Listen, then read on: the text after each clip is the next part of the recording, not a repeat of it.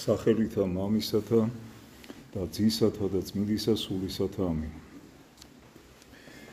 დიდი მარხვის მეორე კვირას სიტყვა თქმული მღვდელმთავრის ვენეციელი მღვდელმთავრის ილია მიმიატისის მიერ აღსარებასაც ზედა.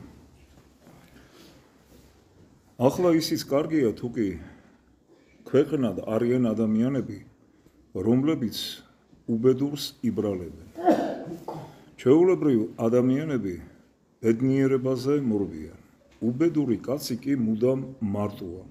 მას არც მეგობრები ეხმარებიან, არც ნათესავები.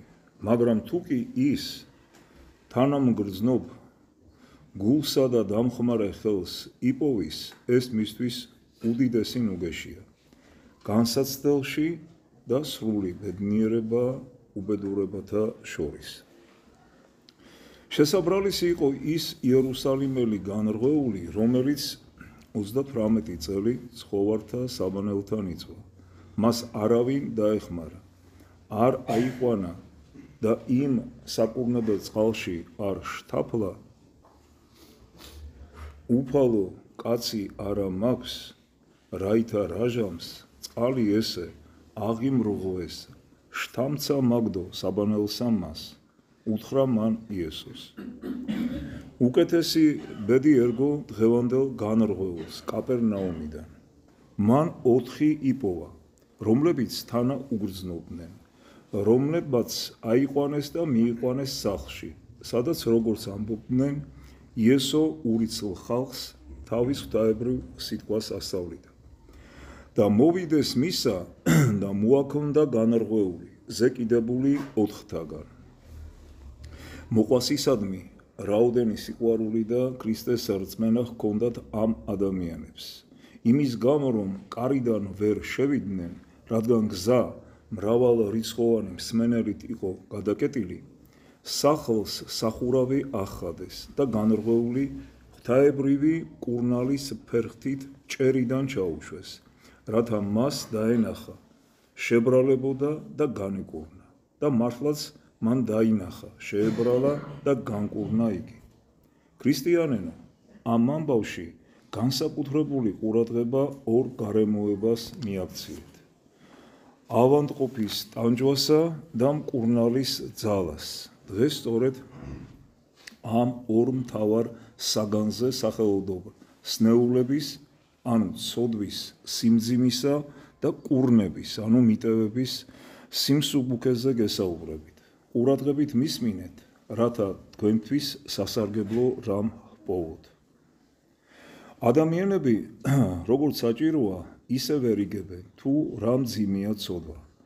თუმცა ამის შესახებ ეკლესიის წმინდა მამები და სწავლული ღვთისმეტყველნი ლაპარაკობდნენ. არაფრის ისე იოლად ჩადენა არ ხდება და არაფერი ისე ძნელად არ გაიაზრება, როგორც ცოდვა. სწორედ ესაა იმის მიზეზი, რომ იოლად ვცოდავთ და ძნელად ვინანიებთ.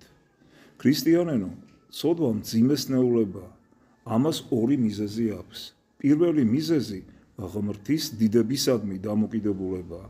ხდება შეურაცხყოფა ღმრთისა. მეორე, შემცოდე ადამიანის განწყობისადმი დამოკიდებულებაა. ორთავეს განგიმარტავ, რათა ღმრთის დიდებულებას მიხვდე. მე არ ვაპირებ აგიხსნა, რა არის ღმერთი. არ ვაპირებ გითხრა, რომ ის სრული ყოფიერებაა, სრული მადლია, სრული სიბრძნეა, არარსებულიდან ყოველთა ხილულთა და უხილავთა შემქმნელია, რომ ის ყოვლის მყრობელია. მეუფია, რომელსაც ცა დედამიწა და ჯოჯოხეთი მორჩილებს, რომ იგი ცოცხალთა და მკვდართა ის საშინელი მსაჯულია, ვისაც ანგელოსნი მარადის ადიდებენ, რომელსაც თაყვანისცემენ კაცნი, ვის წინაშეც დემონები თვრთიან და ვისაც ყოველი ქმნილება პატივს მიაგებს. მხოლოდ ამას გეტყვი, ღმერთი ის მრავალმოწყალე კეთილის მყოფელია შენი, ვინც თიხისაგან, რაც იყავ, თავის ხატად და მსგავსად შექმნა, ცხოვრება და სული მოგმადლა, ვინც განკაცდა შენი სიყვარულისა გამო ევნო, მოკვდა ჯვარზე სისხლი თვისი დათხია, რათა გამოესყიდე. გეუბნები შენ ის შენი კაცთმოყვარე მამა, რომელმაც წმინდა ნათლობის მადლით შვილად გაგხადა. ძვირფასი მემკვიდრეობა თავისი ეკლესიის საიდუმლოთა განძი გიბოძა და თავისი სასუფეველის მემკვიდრედ დაგადგინა. განა შესაძლოა კეთილის ყოფა ამაზე მეტი. შენ სოდავ და შენი ცოდვით კეთილის მყოფელი მამისადმი უმადურობას ავლე. შენ ამ დროს მის კეთილის ყოფას ივიწყებ, მის სიყვარულს უარყოფ, მის სისხლს ქელავ, სახარება გძულს. წარმოიდგინე ამ უმადურობას როგორ შეხედავს ღმერთი, კეთილის მყოფელი და მამა, რომელსაც ასე უყვარდი და ამდენი წყალობა გიყო. ამბობენ, როცა იულიუს კეისარმა სენატში მოსული მკვლელები დაინახა და მათ შორის ბრუტუსი, რომელიც შვილივით უყვარდა, თქვა, შენც შვილო ჩემო. ამ სიტყვებთან ერთად სახეზე მოსასხამი აიფარა, რათა არ დაენახა უმადურობა, რაც მისთვის სიკვდილზე საშინელი იყო. თავარნი ერნი შეკრბეს ერთად უფლისათვის და ცხებულისა მისისათვის. იუდეველები, ერეტიკოსები, უღმრთონი, ურწმუნონი, ღვთისმბრძოლნი ღმერთისა და მისი მხოლოდშობილი ძის იესო ქრისტეს წინააღმდეგ იარაღდებიან. მისი სახარების წინააღმდეგ იბრძვიან, მის სახელს შეურაცხყოფენ. ქრისტიანო, როცა სოდავ, მათ ეთანხმები. როცა შენი ანგარების მოყვარეობა პროცენტებს გაზრდის, როცა ღარიბს ამწუხრებ, სხვისას იტაცებ, იუდეველებთან შეთანხმებით მოქმედებ. როცა პირუტყული ავხორცობის გამო გულის თქმით სისაძაგლეს ეტმასნები, აგარიანელებთან შეთანხმებით მოქმედებ.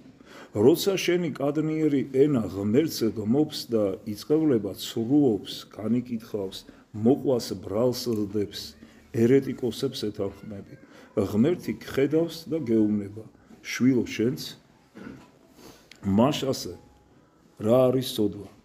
ქრისტიანენო, ცოდვა განუზომელი ბოროტება, ღმრთისადმი უკიდურესი უმადურობა და რაც ყველაზე უარესია, მის თვალწინ ჩადენილი უმადურობა.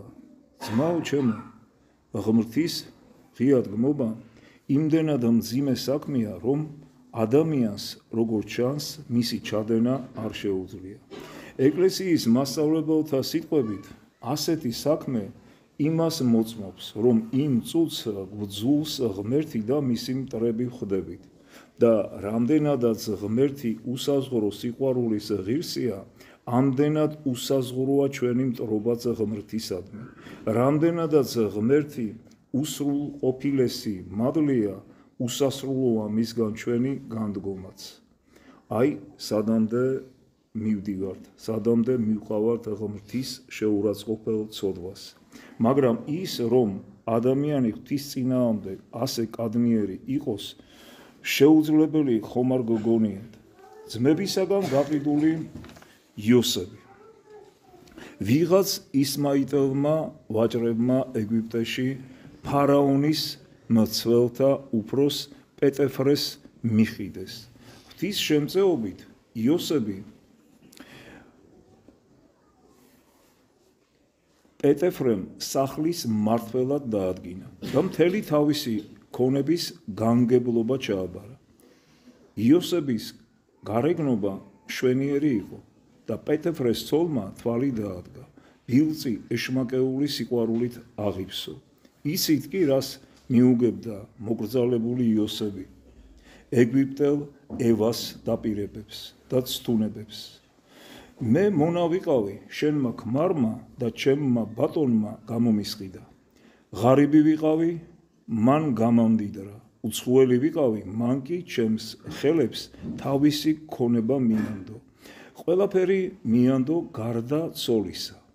ეს ყოველივე წყალობაა ღვთისა, რომელსაც თაყვანს ვცემ. განა შესაძლებელია ჩემი მეუფისადმი ასეთი უმადურობა, ღმრთის წინაშე ასეთი ცოდვის ჩადენა, ვით არ ვქმნე საქმე ბოროტი და ვცოდო წინაშე ღმრთისა. იოსებ, კარგად იფიქრე, შენს მონურ მდგომარეობაზე, შენს სარგებელზე, ახალგაზრდა და ლამაზი რომ ხარ, ამაზე იფიქრე, ახალგაზრდობა და სილამაზე ეს ორი ძლიერი საბაბია მსგავს განსაცდელში შენი გამართლებისათვის. შენ მონახარ და თუკი დამთანხმდები, შენი მეუფის მთელი ბედნიერება შენსკენ შემოbrunდება, მაგრამ ვით არ ვცოდო წინაშე ღმრთისა. იფიქრე, შემოთავაზებული სიყვარული დედაკაცმა სიძულვილად რომ აქციოს. დაღუპული ხარ, თუ მის სურვილებს არ შეასრულებ. ცილის წამებისა გეშინოდეს, თუკი მის მკლავებს უარყოფ, ციხეს ელოდე. მე ყოველივე ამაზე ვიფიქრე, მაგრამ ვით არ ვცოდო წინაშე ღმრთისა. განა ეს ასე შეუძლებელი გეჩვენება? ყველაფერი ხომ საიდუმლოდ დარჩება, ამას ვერავინ დაინახავს, არავინ გამოიძიებს, ეს ვიცი, მაგრამ მხედავს და გამსჯის ღმერთი, რომელსაც ვემსახურები. საბოლოოდ რა გადაწყვიტე? დაე გამძვინვარდეს შემზე დედაკაცი, ცილი დამწამოს, საპყრობილეში ჩამაგდოს, სიკვდილი მომისაჯოს, ყოველივე სავიდან. რანაირად შემიძლია, ჩემი ღმერთი შეურაცხო. ეს შეუძლებლად მეჩვენება, ვით არ ვცოდო წინაშე ღმრთისა. ძმანო, იოსებმა ბედნიერების დაკარგვა, თავისუფლების აღკვეთა, სიცოცხლის საფრთხის ქვეშ დაყენება ირჩია. ის კი იცით, რომ ერთხელ ამ მანკიერმა ქალმა მარტო რომ დაიგულა იოსები 60 სწვდა და მიიზიდა, მაგრამ იოსებმა 60 მიატოვა და ცოდვას მყის განერიდა, რადგან ღმერთის შეურაცხყოფას შეუძლებელ საქმედ თვლიდა. ვით არ ვცოდო წინაშე ღმრთისა. მინდა ვთქვა, რომ ღვთის შეურაცხყოფა ცოდვით ისეთი დიდი ბოროტებაა, რომ შეუძლებელ საქმედ წარმოჩნდება. წარმოუდგენელია თავს სიძულვილი უსურვო ღვთისა, რომელიც უსასრულო სიყვარულის ღირსია. წარმოუდგენელია ღმერთის ამ უსასრულო მადლის უარყოფა. ისურვო. წმინდა იოანე ოქროპირი ამბობს, გაგვიუცხოოს ღმერთმა და მოგვიძულოს, სიკვდილის შემდგომ მოსალოდნელ სასჯელზე მეტად მძიმეა, ტანჯვამდე ტანჯვა, განა ეს დიდი უბედურება არ არის.